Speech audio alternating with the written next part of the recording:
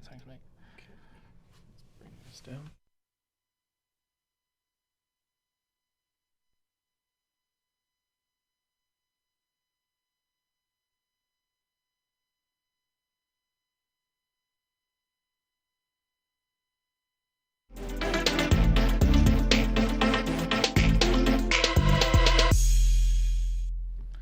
Hello, I'm Jack Mayo and welcome to your 4pm Solent Sports headlines. Wembley Stadium have been granted an extra game for the last 16 of Euro 2020 this afternoon. COVID issues have forced all 4 of Dublin's games to be relocated, with 3 moving to St Petersburg. Ireland FA Chief Executive Jonathan Hill is disappointed with the outcome. Let's be clear, we were ready to host the games if we were allowed to. And as much as UEFA wanted to have fans in our stadia, the government, as hard as they tried, couldn't find a way to allow us to have the 25% that UEFA wanted. Solent's football correspondent Ronan Tregonin has more on this story. Wembley Stadium will host an extra last 16 tie which could include England. COVID-19 has caused issues with Dublin, which means that the 3 Lions now may walk out at Wembley in the last 16. The Irish city was set to host the tie that the Group D winner would enter. England, however, would have to top a group of Scotland, Croatia and the Czech Republic to get there. Bilbao have also seen their games moved elsewhere, with Seville taking over responsibilities. With Dublin's exclusion from the tournament, it will now take place over 11 European cities. Euro 2020 will begin on the 11th of June and the final will be played 1 month later on the 11th of July. With Southampton not playing for another week, our focus today is on Eastleigh.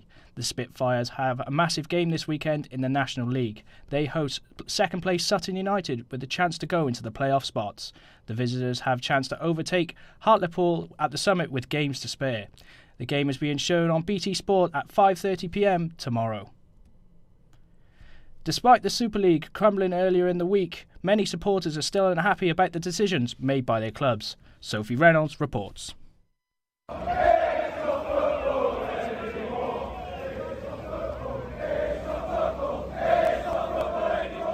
I'm a Manchester United fan. This game is nothing without the fans. Football has become a joke. I'm a Chelsea fan. I feel betrayed by the club for even joining. Tottenham Hotspur fan. I think it's an absolute disgrace to football and the way it's been brought up, and for the fans especially. I'm a Newcastle fan. It's an absolute farce. I'm a Liverpool fan, and this whole Super League is making me feel betrayed by my club. Even though it's not happening, it also made me feel like I should change club. Despite the Euro Super League plans breaking down within 24 hours of being announced this week, those involved in the English game are still furious. My name's Jackie Oatley. I'm a sports broadcaster. And they may think they don't need those supporters. They may think that there's only a small percentage of their income that actually comes through the gates and the rest comes from TV. Well, I think they might get a shock. It isn't just the English fans that have been impacted, though. In France, PSG and Marseille fans were just as angered at the thought of their clubs joining the Euro Super League.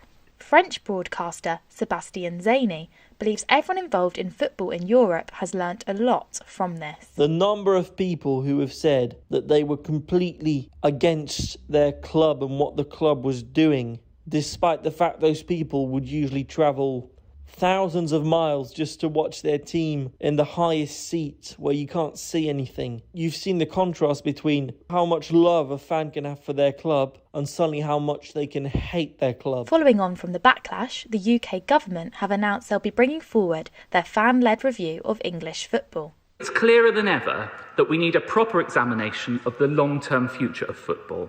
That was the voice of Oliver Dowden, the Culture Secretary, speaking in Parliament on Wednesday.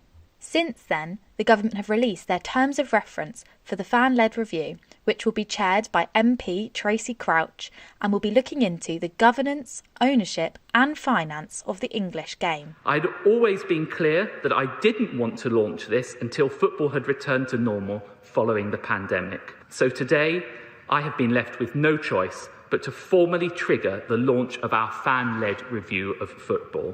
The fans are pleased the government have acted so soon. Even though the Super League plans have fallen through, the fact my team have even wanted to join has ruined my trust in them, and I'm so glad the government have got this fan-led review so soon. With fans still not being allowed back into grounds yet in England, we are yet to experience the full backlash of the Euro Super League.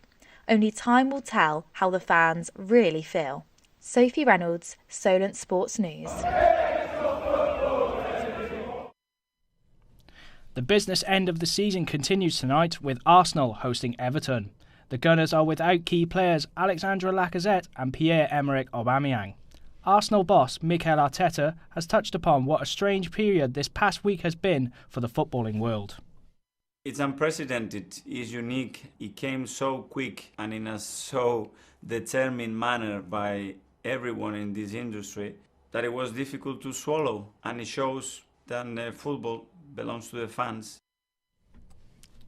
Manchester City manager Pep Guardiola is glad that the proposed Super League is not taking place.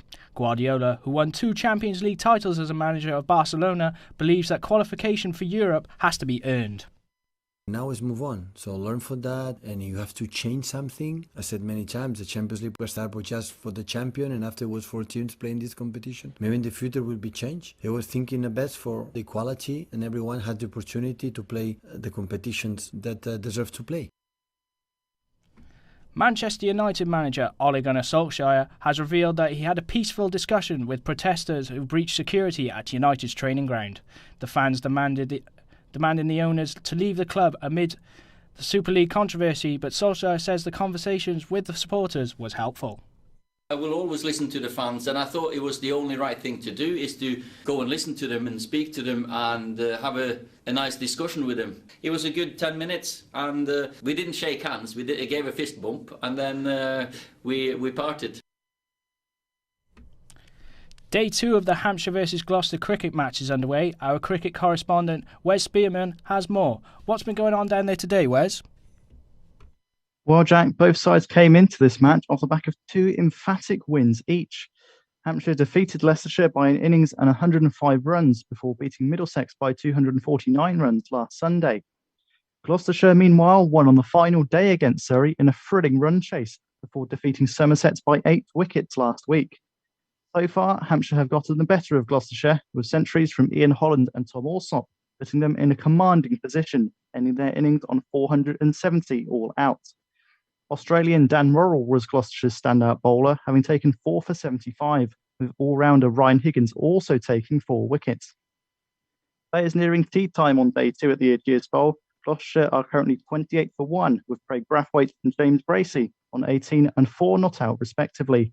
Chris Dent is the only wicket to fall so far, as he was LBW to Mohammed Abbas for 6. Of course, that's not the only county cricket match going on today, Wes. What's the latest on the other 8 games?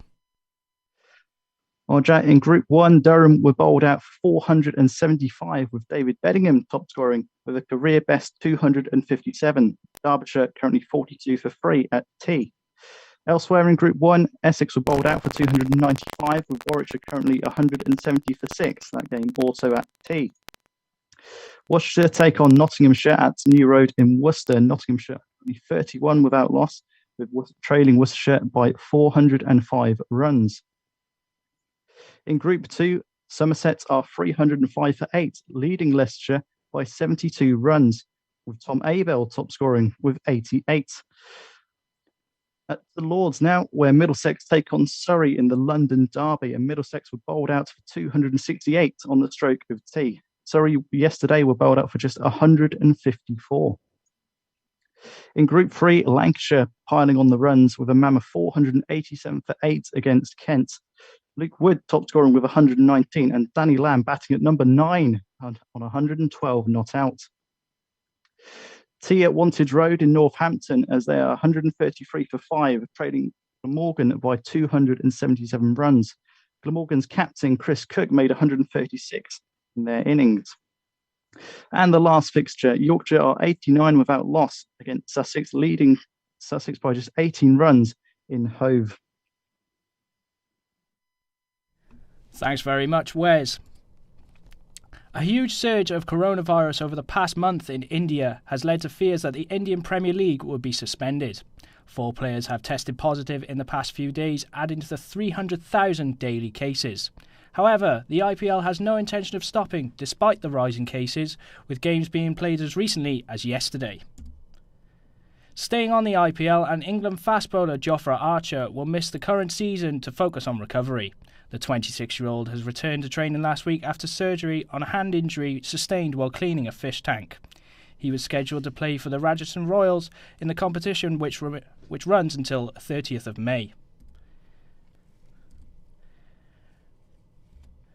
That's all for this week. Thank you all for joining us and listening. We'll be back next week with more stories on Solent Sports News.